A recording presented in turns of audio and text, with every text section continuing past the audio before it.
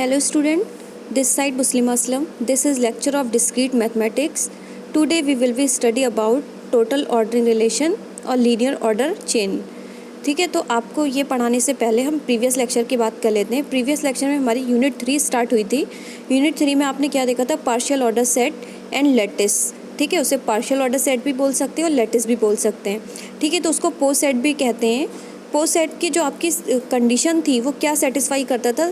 3 condition satisfy करता था, आपकी रिफ्लेक्सिबिलिटी, एंटीसिमेट्रिक और ट्रांसिविटी।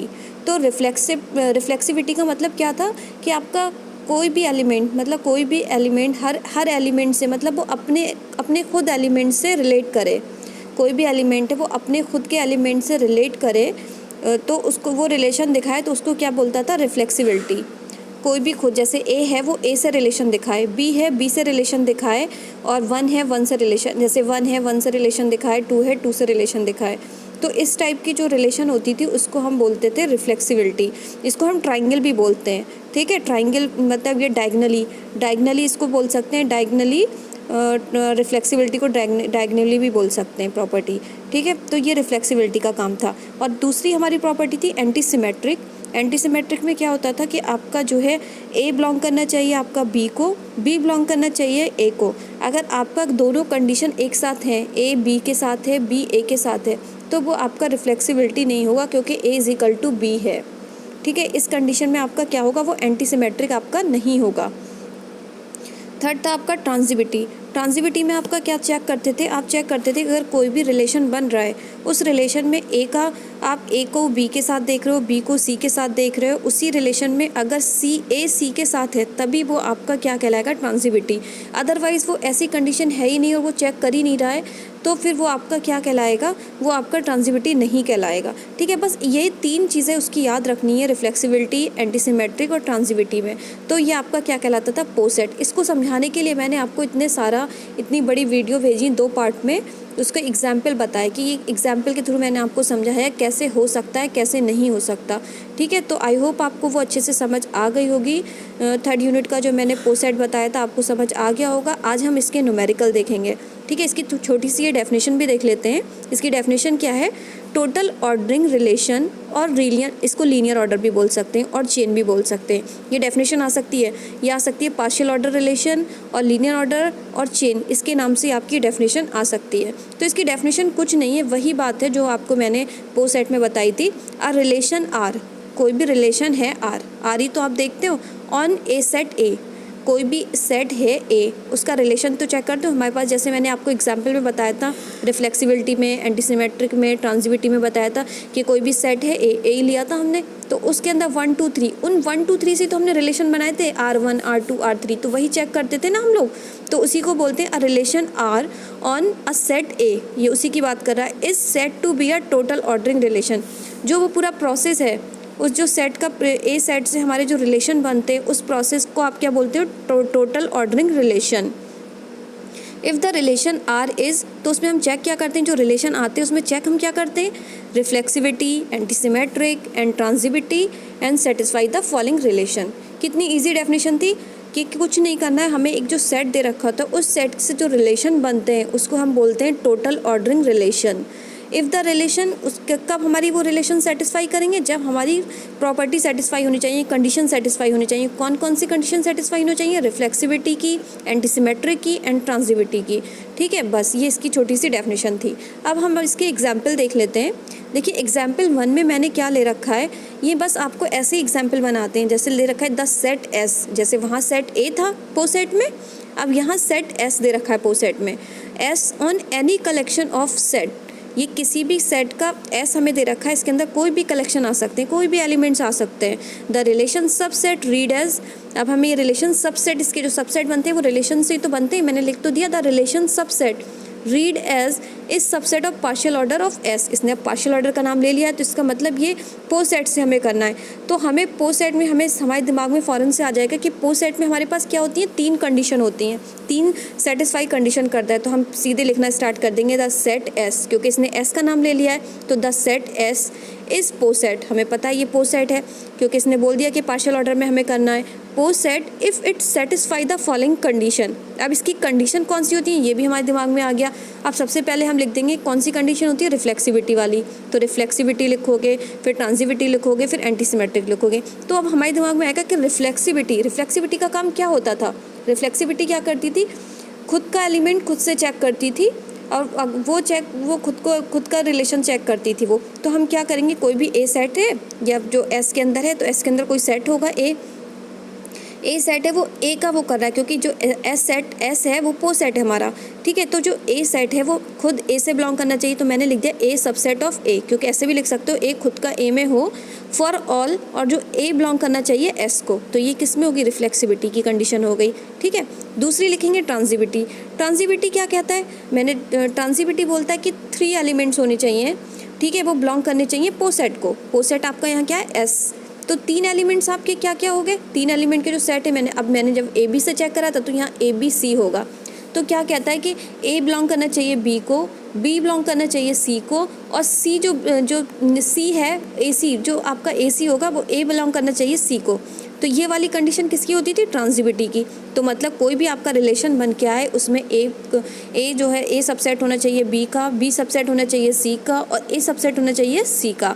ये तीनों कंडीशन होंगी तब वो आपका ट्रांजिविटी होगा, ठीक है। अब हम देख लेते हैं तीसरा, एंटीसिमेट्रिक में आपके 2 एलिमेंट्स होते हैं ए और बी। अगर किसी भी रिलेशन में ए बी और बी ए ये 2 पेयर एक साथ आ जाएंगे तो वो आपका एंटीसिमेट्रिक नहीं होगा। अदरवाइज़ कोई भी नंबर आ सकते हैं तो वो आपका एंटीसिमेट्रिक है।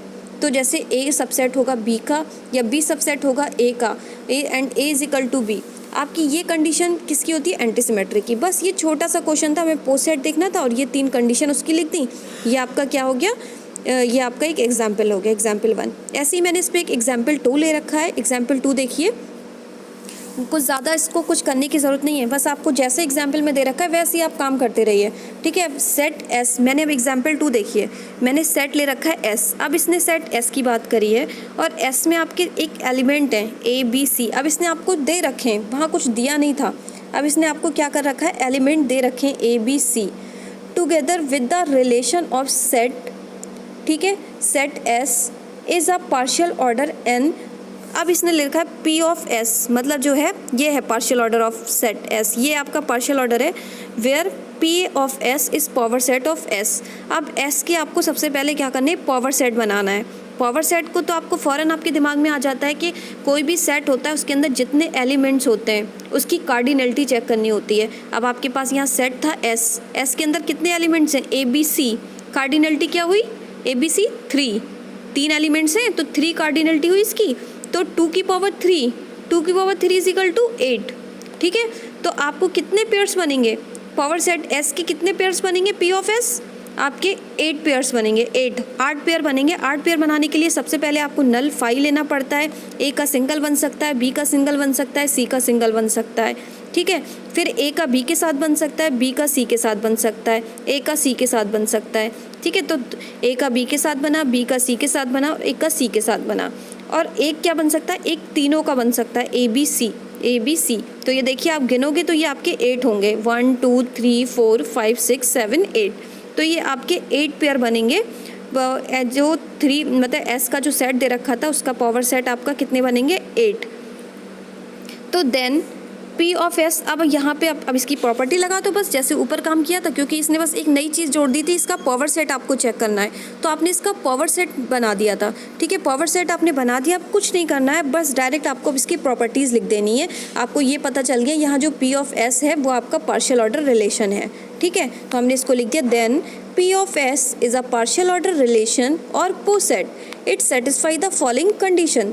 अब ये आपकी फॉलोइंग कंडीशन आपको फ़ौरन दिमाग में आ जाएगा। पहली कौन सी कंडीशन होती है, रिफ्लेक्सिविटी की। तो रिफ्लेक्सिविटी में क्या होता है, जितने भी एलिमेंट्स होते हैं ए का जो अपना ए है वो खुद का अपने एलिमेंट से रिलेशन करेगा। अब हर एलिमेंट अपने खुद के एलिमेंट से रिलेशन करता है। तो हमने कोई भी सेट ले लिया, चुपचाप वैसी वही एग्जाम्पल दिखा दिया, बस जो ए बिलोंग करेगा वो हमारा यहाँ पर जो पोस्ट सेट हो गया वो क्या है, पी ऑफ एस, ठीक है। वहाँ पे हमारा एस था, अब यहाँ पर हमारा हो गया पी ऑफ एस।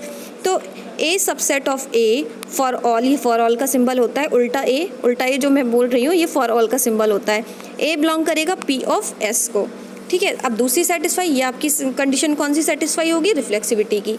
दूसरी कंडीशन आपकी कौन सी सेटिस्फाई होगी, दूसरी कंडीशन है ए बी और बिलोंग करेगा पी ऑफ एस, ये आपकी एंटी सिमेट्रिक की, क्योंकि दो एलिमेंट है बिलोंग कर रहा है पी ऑफ एस को, तो ए क्या होना चाहिए, ए सबसेट होना चाहिए बी का, बी सबसेट होना चाहिए ए का। मतलब कोई भी रिलेशन अगर आप चेक करोगे उसमें अगर ए बी है और बी ए के साथ सबसेट बना रहा है तो वो आपका क्या होगा, एंटी सिमेट्रिक नहीं होगा। ठीक है, वो कंडीशन, तो इसका ये आपने इसके जो कंडीशन रूल्स है वो लिख दिए ए इज इक्वल टू बी। ठीक है, इसको चाहे रट लो, कैसे भी करो, इसको आप इसके याद रखो कि किसी को रट के याद हो जाते हैं, किसी को समझ के याद हो जाते हैं, किसी को इसकी कंडीशन में जाके, जैसे मैंने आपको अंदर तक जाके चीज़ें बताई हैं, प्रूफ करके दिखाया है। ठीक है, कुछ लोग इसको सिंपली रट लेते हैं, जो एक आधे पन्ने की डेफिनेशन थी वही याद करके बैठ जाएंगे। ठीक है, तो वो भी कर सकते हो आप लोग। और थर्ड पॉइंट क्या है, ए बी सी बिलोंग कर रहा है पी ऑफ एस को, तो पी, ये ए बी तीन एलिमेंट्स है, तो तीन एलिमेंट्स किस में होते हैं, ट्रांजिटिविटी में। तो ट्रांजिटिविटी में जब चेक करोगे ए सबसेट होना चाहिए बी का, बी सबसेट होना चाहिए सी का, और ए सबसेट होना चाहिए सी का। ये आपकी क्या कंडीशन में करेगा, ट्रांजिटिविटी को। और ट्रांजिटिविटी कहती है जब ये तीनों रिलेशन आपके एक ही इसमें हो तब आपका वो ट्रांजिटिविटी होगा। अगर इनमें से कोई एक है, कोई किसी का चेक ही नहीं कर रहा है, कोई एलिमेंट है ही नहीं, कोई चेक ही करने वाला नहीं, तो तब भी वो आपका ट्रांजिटिविटी होता है। मैंने उस टाइप के आपको क्वेश्चन बताए, मतलब बहुत सारी रिलेशन दिखाई। ठीक है, तो इनकी जो आपकी मैंने सेटिस्फाई करके दिखाई प्रॉपर्टी। तो ये बस आपका छोटा सा क्वेश्चन था। सबसे पहले आपको पावर सेट बनाने थे पार्शियल ऑर्डर की, फिर वो तीनों सेटिस्फाई कंडीशन लिख देनी थी। तो ये पार्शियल ऑर्डर बहुत ज़्यादा टफ नहीं है, बस आपको ये तीन कंडीशन याद रखनी है, इस पर सारे काम हो जाएंगे। तो आपने अभी तक थर्ड यूनिट में क्या क्या देखा, पार्शियल ऑर्डर सेट देखा, उसकी तीनों कंडीशन सेटिस्फाई कराई, उसको हमने विद एग्जाम्पल के साथ देखी, और आज हमने उसकी छोटी सी डेफिनेशन बताई चेन की डेफिनेशन के बाद हमने 2 एग्जाम्पल दिखाए। आई होप आपको ये अच्छे से समझ आ गया होगा पार्शियल ऑर्डर सेट। अब मुझे दोबारा इसको पढ़ाने की ज़रूरत नहीं पड़ेगी। ठीक है, और अब हम नए जो भी न्यू लेक्चर आपका बताऊँगी, न्यू टॉपिक में हम डिस्कस करेंगे हैश डायग्राम। और हैश डायग्राम बहुत ही इंटरेस्टिंग टॉपिक है, बहुत अच्छा टॉपिक है, इसमें आपको बहुत मज़ा आएगा। ठीक है, आज के लिए इतना ही। Thank you student.